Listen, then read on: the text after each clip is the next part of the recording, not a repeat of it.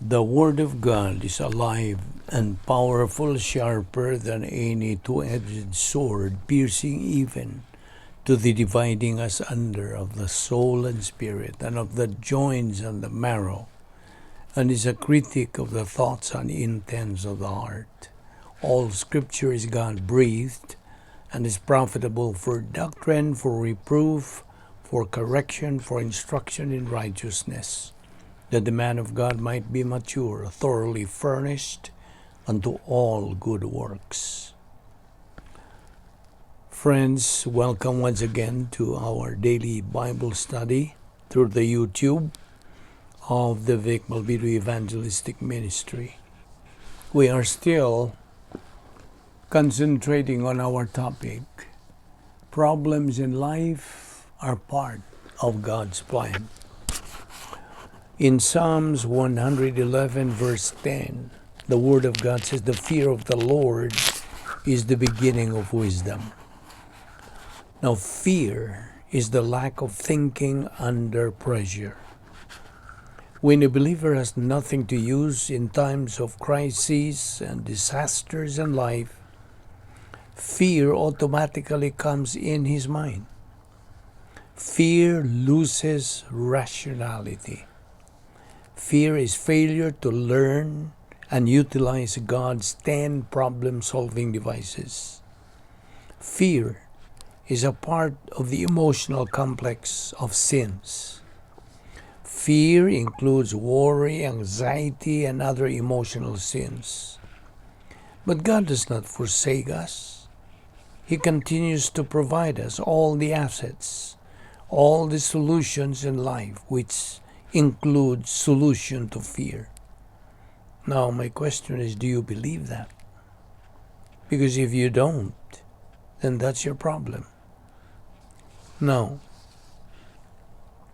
remember that Bible doctrine becomes real to our life when we apply or we become doers of the Word. Doers of God's Word, not only hearers. We have to be doers of the Word, not only hearers of the Word. Now, I keep repeating that so it would sink in to the inner sanctum of your soul. But all of this depends upon our volition's decision, right? Again, we have to metabolize the Bible doctrine that we take in. Otherwise, it only stays in our mentality as gnosis, Gnosis, knowledge understood. The antidote of fear is a mental attitude, courage. 2 Timothy 1:7 says, God did not give us a spirit of fear, but of power, love, and a sound mind. Now, when do we acquire a sound mind? When we take in Bible doctrine inside the operational divine dynasphere. We have the power of God from the Godhead. We have the power of the Word of God. Relying on God's power is real courage. Believers need virtue love, which comes from Bible doctrine metabolized and circulating in our stream of consciousness. Sound judgment comes from metabolized Bible doctrine applied by a believer in his life. It is only by circulating metabolized Bible doctrine in the stream of consciousness that a believer becomes a winner believer. Fulfilling the protocol plan of God requires spiritual courage by using our mental attitude of doctrinal courage under pressure. 1 John 4:18 says, there is no fear in love, but perfect love drives out fear, because fear has to do with punishment. We love God with reciprocal love, because God's Word says we love Him because He first loved us. 1 John 4:19. So, if we love God, we know God. Once we have virtue love, we have no reason to fear. Thus, we have to saturate our mind with Bible doctrine to renovate the mentality of our right lobe. Having fear is not only an insult to God, but it is blasphemous, since having fear is tantamount to making God a liar. By the way, having fear or insisting to fear is an indication that there is still lacking in our spiritual life. We still have a long way to go. If we give up, throw in the towel, and not to keep moving in our spiritual life, we will end up being disciplined by God. Let us remember that when we have fear, that means we have no faith. It's either fear or faith. It's a matter of choice. A winner believer can equate living and dying, can equate prosperity and adversity. A believer who is still afraid to die is an indication that he still has not reached the spiritual adulthood of his spiritual life. Death is the last thing in the world that should concern you, for you do not know the time, the manner of your death. But death for a believer need not be a concern for him, because his life is in God's hands. You see, God respects our decision. But once we understand that there is no reason for us to fear death because God is in charge of our life, then there is no fear of death that would bother a believer's life. Let us remember that God did not give us the spirit of fear, but of love, of power, and a sound mind. 2 Timothy 1:7. Also remember this power, love, and sound mind, courage, can only be acquired inside the operational divine dynasty utilizing God's Word. By the way, for a believer with doctrine, living and dying are just the same. For him, as Philippians says, dying is gain or profit. You see, fear of death destroys capacity for life. The believer who fears death is an indication that that believer is still in spiritual childhood.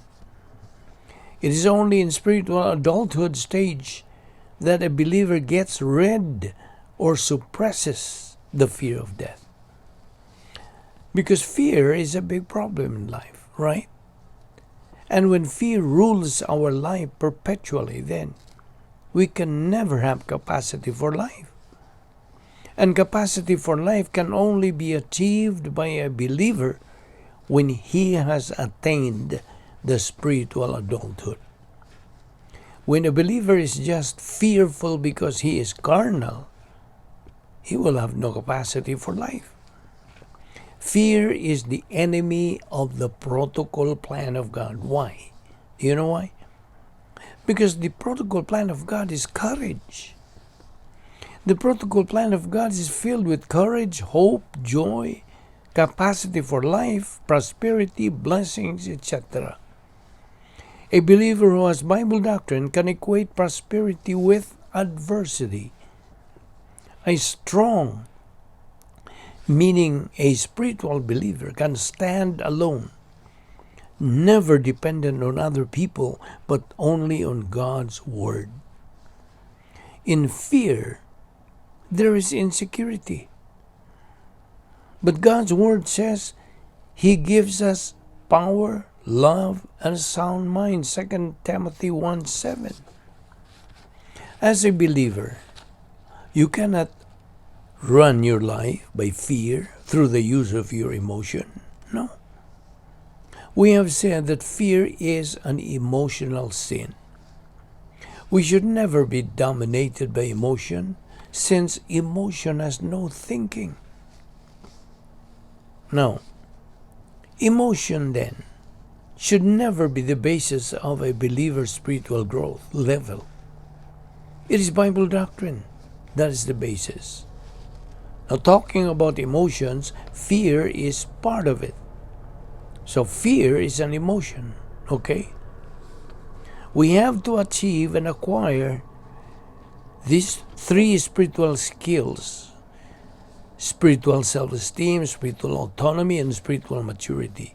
We have to achieve these skills by our spiritual momentum inside the operational divine dynasty, fulfilling the protocol plan of God.